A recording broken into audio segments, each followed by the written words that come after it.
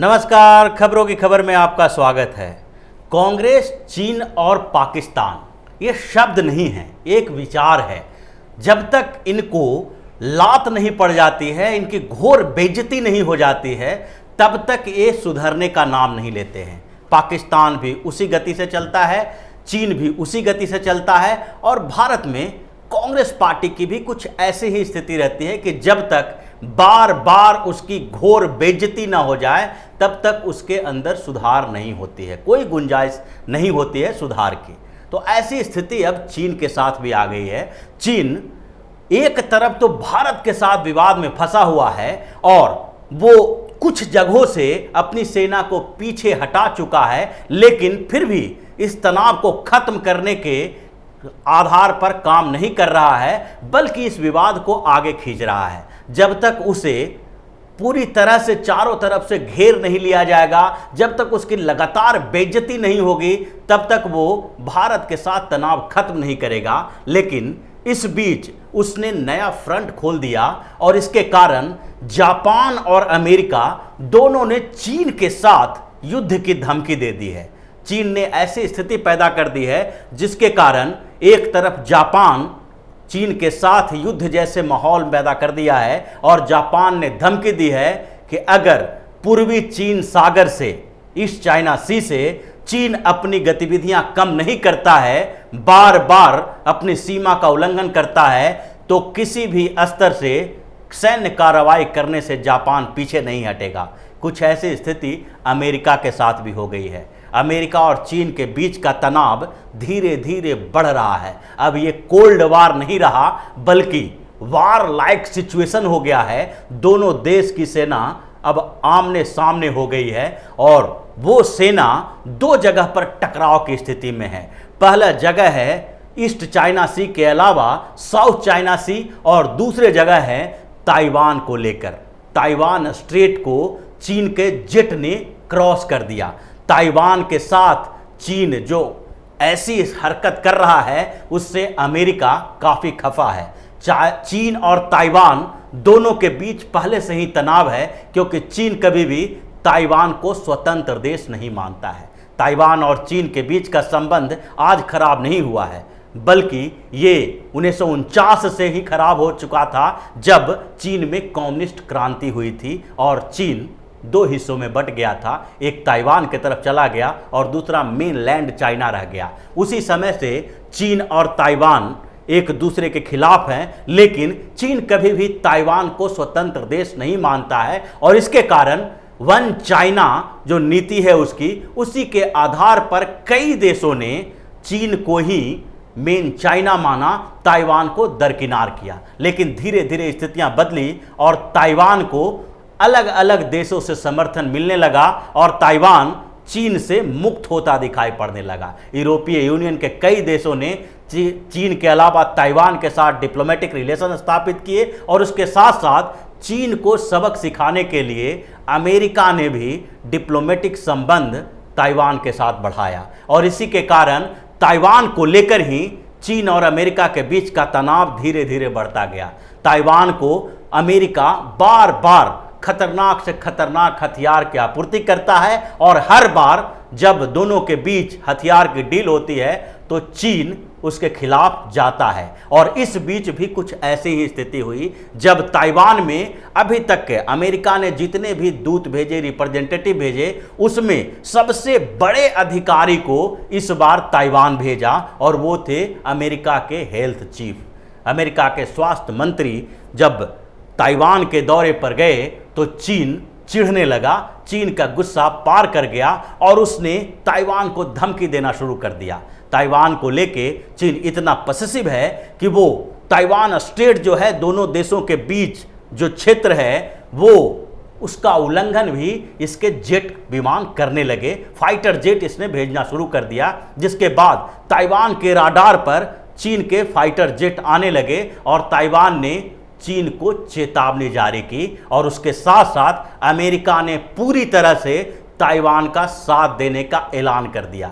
अब east China सी, south China सी और Taiwan straight में ऐसा माहौल तैयार हो गया है कि कभी भी अमेरिका और चीन के बीच का एक कोल्ड वार वार में बदल सकता है। ऐसी स्थिति, ऐसा माहौल तैयार हो गया है और चीन इस मामले में पूरी तरह से घिर गया है, क्योंकि चीन की जो हरकतें हैं उसके कारण चारों तरफ से उसके पड़ोसी देश चीन के खिलाफ मोर्चा खोलने लगे हैं और हर जगह से चीन के साथ सतर्क रहने की नीति पर काम किया जा रहा है। चीन लगभग 22 देशों के साथ जिसके साथ उसकी सीमा मिलती है, उन देशों के साथ विवाद पैदा कर चुका है और हर जगह से चीन किसी न किसी स्तर पर बॉर्डर डिस्प्यूट में लगा हुआ रहता है। अभी हाल फिलहाल में तजाकिस्तान के साथ भी चीन का वैसा ही व्यवहार रहा और इसके कारण अमेरिका और रूस दोनों की नज़रों में चीन चढ़ गया है।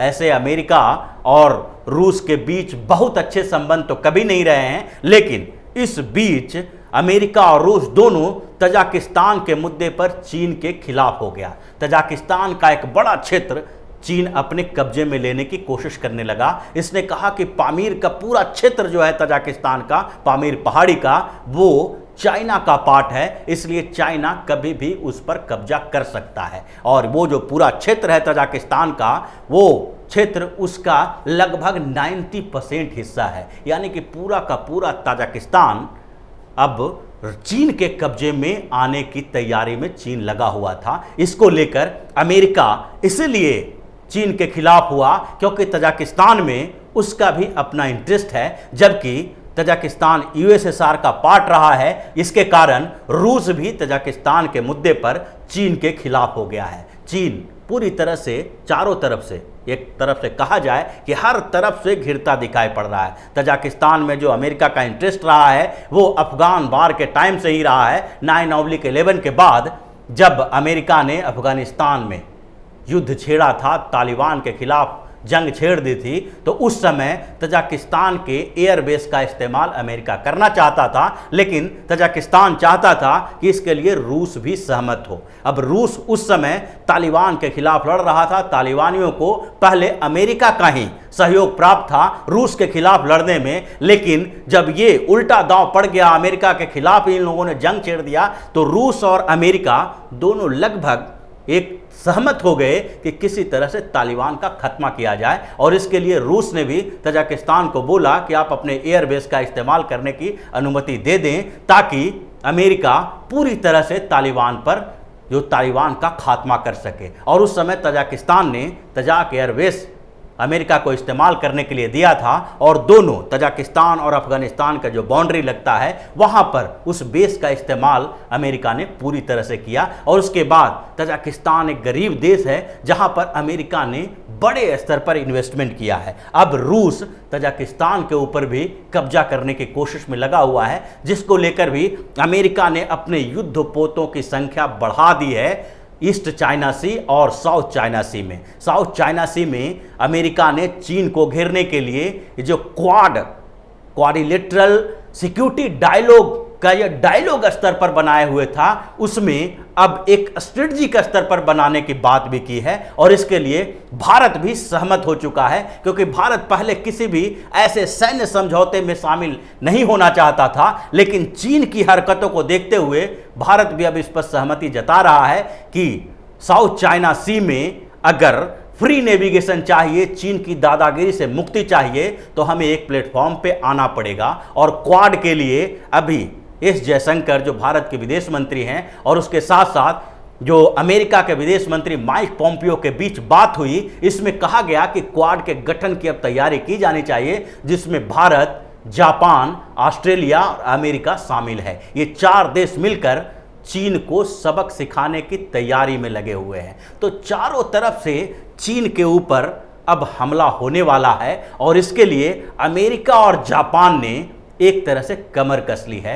दोनों तरफ से जो अभी ईस्ट चाइना सी में अमेरिका और जापान की जो सेना है वो चीन के खिलाफ बिल्कुल युद्ध का ऐलान कर चुका है। जो चीन के कुछ युद्धपोत जो ईस्ट चाइना सी में जो जापान के टेरिटरी है, जहां सेनकाकू द्वीप पर चाइना और जापान के बीच पहले से ही तनाव चल रहा था, उन क्षेत्रों में जब चीन के युद्धपोत गए तो जापान ने उसे खदेड़ दिया। ये 2016 की तरह ऐसा हो गया है कि जब 2016 में 72 युद्धपोत और पोत भेजा था चाइना ने उस क्षेत्र में, इस चाइना सी में, जिसको जापान ने बाद में खदेड़ के भगा दिया था। और इस बीच भी कुछ फाइटर प्लेन जो चीन का था उसको जापान ने खदेड़ के भगाया। अब ऐसी स्थिति हो गई है कि इस चाइना सी में भी जापान और अमेरिका मिलकर चीन के इन युद्धपोत को भगाने की कोशिश में लगा हुआ है। और साउथ चाइना सी में पहले से विवाद चल रहा है। दोनों, एक तरफ चीन और दूसरी तरफ अमेरिका, दोनों अपना शक्ति प्रदर्शन कर रहा है। तो चीन अब चारों तरफ से घिरा हुआ है, लात खा रहा है, लेकिन फिर भी सुधरने का नाम नहीं ले रहा है। वो वही स्थिति है कि जैसे अंत समय में जब तक कि उसकी हेकड़ी ना निकल जाए, घोर बेइज्जती ना हो जाए, तब तक वो पीछे नहीं हटेगा। लेकिन इस बार वो ऐसा फंसा है, ऐसे दलदल में फंसा है कि एशिया, अफ्रीका, यूरोप, हर जगह चीन के खिलाफ आवाज उठ रही है और सारे जो चीन की विस्तारवादी नीति है उसके खिलाफ एक हो रहे हैं। यहाँ तक कि चीन के कुछ नज़दीकी पड़ोसी देश भी मेकांग नदी के पानी को लेकर अमेरिका से मदद मांगी है, क्योंकि बार बार चीन मेकांग नदी के पानी को रोक देता है, डैम बना के उसके पानी को आगे नहीं जाने देता है, जिससे उसके पड़ोस के कई देश, थाईलैंड, लाओस, ये सारे प्रभावित हैं और वहाँ सूखे की स्थिति पड़ जाती है। तो चारों तरफ से घेरते हुए अमेरिका और भारत ने जो प्लान बनाया है, जो योजना बनाई है, उसमें अब चीन छटपटा रहा है और आगे उसके खिलाफ जो बड़ी कार्रवाई होगी उसके बाद चीन की सारी हेकड़ी खत्म होने वाली है। तो इसी तरह की खबरों के साथ फिर से हाजिर होंगे। तब तक के लिए बने रहिए हमारे साथ और देते रहिए हमें सहयोग, ताकि इसी तरह की खबर हम आपके लिए लाते रहें। धन्यवाद।